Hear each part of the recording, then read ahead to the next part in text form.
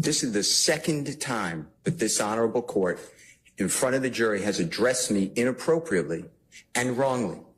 Second time. The first time I gave the state discovery of a song from a Super Bowl weeks before. There was an objection. You assumed that I didn't give it to the state. I didn't want to embarrass the court. So you were yelling at me and saying, do you understand me? Do you understand me? And instead of saying, do you understand that you're wrong? I sat here and I said, yes, Your Honor. That was to protect the integrity of this courtroom and the court.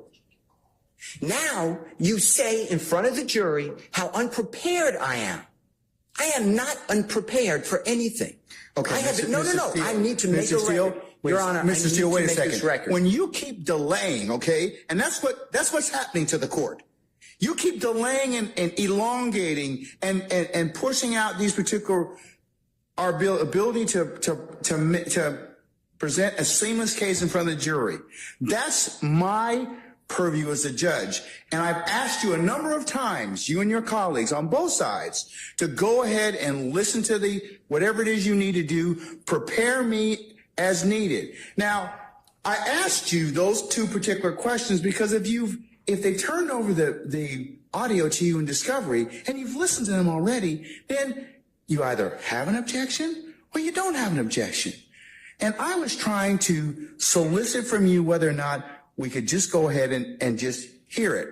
So you can imagine my frustration because all these little delays just elongate out our presentation in front of the jury. That's for your benefit, not for mine, Your Honor. So that's why I've told you all at various times during this particular case. It's not because I want to embarrass you, Mr. Steele. It's just that I'm trying to kind of keep this thing presented in a way that the jury can listen to it.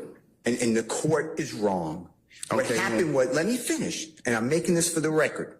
What happened is, and I don't get embarrassed by you, but I don't want to embarrass you. I made an objection that some of these jail calls have a third party who will not testify. I objected to hearsay. The state said it explains the effect. Okay, let me finish. Which call? Which call? These calls, as you... Okay, well then why aren't we taking them up beforehand? The state just said, just now, these are the 3 additional calls that they want to introduce. All right. Well, then here's your response. I'm going to give you an acceptable response. Well, I'm going to make my motion. Huh? I need to make my motion. Judge, there's more to this than we need to listen to these calls. Right. Then I would have no, you didn't say that though. So I wouldn't have had that opportunity. But that's why I keep telling you this, okay? I mean, like I told you, forewarned judge, a happy judge. All right, so had you just told me up front, Judge, we have not had the opportunity to listen to all of those calls. We've only been able to listen to 2. I want to listen to the other ones. And I've listened to the calls. I know. I don't know what the third one they're trying to do. Okay, well, listen, let me just finish. So you presuppose I don't know what the calls are. Well, I don't know what the third call is because Ms. Hilton, who's professional, said, I'll take a break and I'll let you know what it is. But the other 2 calls are the baseball game and at a chicken. They're discussing chicken wings. Or chicken. I understand those calls. There's issues in those calls that you need to address. But I politely make an objection and say, Your Honor, based upon what you told me, which is what you told me, we'll take it up later. I wanted to raise it. You tell in front of the jury how unprepared I am. And let me tell you something. I am not unprepared. I don't appreciate the court telling me that. And you don't, and I asked you, tell the jurors that you were wrong when you admonished me last time. You said you wouldn't do that. This is the second time. And you know what it does to me? I don't care. I'm hurt because you're a court, but I really don't care. But what does it do to Mr. Williams? Mr. Steele, I'm not trying to personally insult you or hurt your feelings, okay? You are a grown professional advocate. I am a grown professional jurist. And people say things to me that border on the lines of I could take action or not. You have certainly said some of those things to me during the trial of this case. I have let them go. So, sir, that's just the trial. That's just the trial of the case. Okay, no, but that man's life is here. And realize it you affects know him? you're doing a fine job in representing him. Well, but you know what? That's just the way we are right now. But the crux of the issue is, Mr. Steele, and the representatives from the state and everybody else. What happens right now is I have to take a break in order to vet all of these issues, which I'm required to do, Mr. Steele. And that's what is kind of disappointing to me, because I have given you all this administrative time, all these breaks to go ahead and do this, and this is what delays the presentation of this case in front of the jury. You know, if I would have done what the state did and I'm not poking anything at Ms. Hilton, you would have said to me, why didn't you share those calls with him before? What, you were out all day today. We didn't start court till 1 o'clock. I would have shared them. I know you would have. But the state didn't. I'm not poking fun because I can deal with it. But Well, the you know court what? then steps But in. here's the problem. I have a problem with it, because at the end of the day, I got to listen to a 15-minute call. You don't have to listen to anything. But you have to make a ruling yes, on it. but I have to listen to it in order to make the ruling on those. And even if you said you've listened to the chicken call and the baseball call, and if you say there's other issues that come into play, it's better for us to take those things up before I ask for that jury. And I could have done that this morning. I could have done that at another point in time. So, I mean, I raised this issue to you, and I don't remember the date, but it was days ago. I raised it, and the court said, all right, understood, and we'll take that issue up when it comes. Now, what am I supposed to do? Okay. Sit there and say no objection? No, Exactly right. Not at all. I said, Judge, it's an issue we need to take up. Not at all. And in addition to that, today alone, and this happens, today alone, the state introduced 2 exhibits. I've never been given them before, ever. You know what I did? No problem. No problem. Because I think that's professional. One was a Google map. It needs to be clarified for the record that it was not done on September 11, 2013. And then a map with little dots with 0.4 miles I've never seen before. But I didn't do anything, Your Honor. I want to move the case. But when the court, it gives me no pleasure in saying this. I believe that this honorable court is biased against Mr. Williams and or his counsel. And I ask you to consider recusing yourself, or don't do this again to me. This is inappropriate to me. I respect you, but what am I supposed to do? Sit there while you do this? I didn't do anything wrong. I did exactly what you teach me to do and the courts teach me to do. All right. But instead, no, I got to finish this.